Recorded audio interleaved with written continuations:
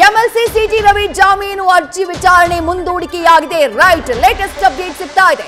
ಜನಪ್ರತಿನಿಧಿಗಳ ಕೋರ್ಟ್ ಅರ್ಜಿಯನ್ನ ಮುಂದೂಡಿಕೆ ಮಾಡಿದೆ. ಜನಪ್ರತಿನಿಧಿಗಳ ವಿಶೇಷ ನ್ಯಾಯಾಲಯ ಸಿಟಿ ರವಿಯವರ ಜಾಮೀನು ಅರ್ಜಿ ವಿಚಾರಣೆಯನ್ನ ಮುಂದೂಡಿಕೆ ಮಾಡಿದೆ. ಅಲ್ಲಿಗೆ ಬೇಲ್ ಸಿಕ್ಕಿಲ್ಲ. ಇವತ್ತು ಸಿಟಿ ರವಿಗೆ ಬಿಡುಗಡೆಯ ಭಾಗ್ಯ ಇಲ್ಲ. ಇವತ್ತು ಸಿಟಿ ರವಿಯವರಿಗೆ ಬಿಡುಗಡೆಯ ಭಾಗ್ಯ ಇಲ್ಲ.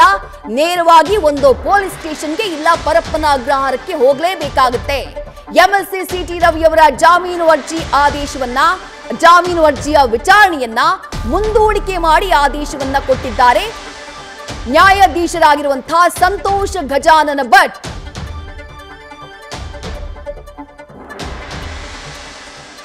ಸಿಟಿ ರವಿ ಅವರು ಇನ್ನೂ ಬೆಂಗಳೂರಿಗೆ ರೀಚ್ ಆಗಿಲ್ಲ. ಅವರನ್ನ ಬೆಂಗಳೂರಿಗೆ ಕರ್ಕೊಂಡು ಬರುವಂತಹ ಕೆಲಸವನ್ನ ಪೊಲೀಸರು ಮಾಡ್ತಿದ್ದಾರೆ. ಇಲ್ಲಿ ಕೋರ್ಟ್ ಮುಂದೆ ಅವರನ್ನ ಹಾಜರುಪಡಿಸಬೇಕು. ಅವರು ರೀಚ್ ಆಗುವುದಕ್ಕೂ ಮುಂಚೆನೆ ಜಾಮೀನು ಅರ್ಜಿಯನ್ನ ಜನಪ್ರತಿನಿಧಿಗಳ ವಿಶೇಷ ನ್ಯಾಯಾಲಯಕ್ಕೆ ಸಲ್ಲಿಕೆ ಮಾಡಲಾಗಿತ್ತು. ಅಶೋಕ್ ಹಾರನಹಳ್ಳಿ ಅವರು ಸಿಟಿ ರವಿ ಅವರ ಪರವಾಗಿ ವಿಸ್ತೃತವಾದಂತಹ ವಾದವನ್ನ ಮಂಡಿಸಿದ್ರು. ಅದಕ್ಕೆ ತಕರಾರನ್ನ ಸಲ್ಲಿಸಿದ್ರು ಲಕ್ಷ್ಮೀ ಹೆಬ್ಬಾಳ್ಕರ್ ಪರ ವಕೀಲರಾಗಿರುವಂತಹ ಶ್ಯಾಮ್ ಸುಂದರ್.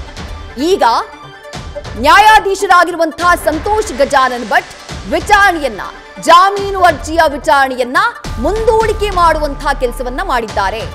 ನಾಳೆಗೆ ಜಾಮೀನು ಅರ್ಜಿಯ ವಿಚಾರಣೆ ಮುಂದೂಡಿಕೆಯಾಗಿದೆ. ಬೇಲ್ ಅರ್ಜಿಯ ವಿಚಾರಣೆಯನ್ನ ನಾಳೆಗೆ ಮುಂದೂಡಿಕೆ ಮಾಡಿ ನ್ಯಾಯಾಧೀಶರಾಗಿರುವಂತಹ ಸಂತೋಷ್ ಗಜಾನನ್ ಭಟ್ ಆದೇಶವನ್ನ ಕೊಟ್ಟಿದ್ದಾರೆ. ಅಲ್ಲಿಗೆ ಇವತ್ತೇ ಬೇಲ್ ಸಿಗಬಹುದು, ಇವತ್ತೇ ಬಿಡುಗಡೆಯಾಗಬಹುದು ಸಿಟಿ ರವಿ ಅನ್ನುವಂತಹ ನಿರೀಕ್ಷೆ ಅವರಿಗೆ ಹುಸಿಯಾಗಿದೆ. ಆ ನಿರೀಕ್ಷೆಯಲ್ಲಿ ಅವರು ಬೆಂಗಳೂರಿಗೆ ರೀಚ್ ಆಗೋದಕ್ಕೂ ಮುಂಚೆನೆ ಜನಪ್ರತಿನಿಧಿಗಳ ವಿಶೇಷ ನ್ಯಾಯಾಲಯದಲ್ಲಿ ಬೇಲ್ ಅರ್ಜಿಯನ್ನ ಸಲ್ಲಿಸಿದ್ರು. ಬೇಲ್ ಅರ್ಜಿ ವಿಚಾರಣೆಯೇನೋ ಆರಂಭ ಆಯಿತು. ಸಿಟಿ ರವಿ ಪರ ವಕೀಲರು ವಾದವನ್ನ ಮಂಡಿಸಿದ್ರು, ಲಕ್ಷ್ಮೀ ಹೆಬ್ಬಾಳ್ಕರ್ ಪರ ವಕೀಲರು ವಾದವನ್ನ ಮಂಡಿಸಿದ್ರು. ಆದ್ರೆ ಅದಾದಂತಹ ನಂತರದಲ್ಲಿ ನಾಳೆಗೆ ಅರ್ಜಿ ವಿಚಾರಣೆಯನ್ನ ಮುಂದೂಡಿ ಆದೇಶವನ್ನ ಕೊಟ್ಟಿದ್ದಾರೆ ಜನಪ್ರತಿನಿಧಿಗಳ ವಿಶೇಷ ನ್ಯಾಯಾಲಯದ ನ್ಯಾಯಾಧೀಶರಾಗಿರುವಂತಹ ಸಂತೋಷ್ ಗಜಾನನ್ ಭಟ್.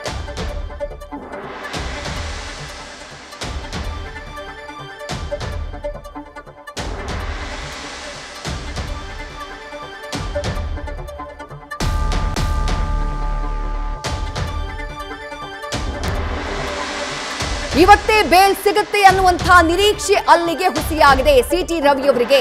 ಇವತ್ತೇ ಬಿಡುಗಡೆಯ ಭಾಗ್ಯ ಸಿಗುತ್ತೆ ಅನ್ನುವಂತಹ ನಿರೀಕ್ಷೆ ಸಿಟಿ ರವಿಯವರಿಗೆ ಹುಸಿಯಾಗ್ಬಿಟ್ಟಿದೆ. ಬೆಂಗಳೂರಿಗೆ ಬಂದಿಳಿಯೋಕ್ಕೂ ಮೊದಲೇ ಬೇಲ್ ಸಿಗಬಹುದು ಅನ್ನುವಂತಹ ನಿರೀಕ್ಷೆಯಲ್ಲಿ ಸಿಟಿ ರವಿಯವರು ಇದ್ರೋ ಏನೋ, ಬಿಜೆಪಿ ನಾಯಕರು ಇದ್ರೋ ಏನೋ, ಆ ನಿರೀಕ್ಷೆ ಹುಸಿಯಾಗ್ಬಿಟ್ಟಿದೆ. ಯಾಕಂದ್ರೆ ಜನಪ್ರತಿನಿಧಿಗಳ ನ್ಯಾಯಾಲಯ ನಾಳೆಗೆ ವಿಚಾರಣೆಯನ್ನ ಮುಂದೂಡುವಂತಹ ಕೆಲಸವನ್ನ ಮಾಡಿದೆ.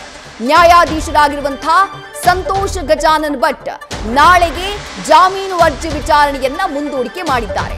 ಎರಡೂ ಕಡೆಯ ವಾದವನ್ನ ಆಲಿಸುವಂತಹ ಕೆಲಸವನ್ನ ಜನಪ್ರತಿನಿಧಿಗಳ ವಿಶೇಷ ನ್ಯಾಯಾಲಯ ಮಾಡಿತು.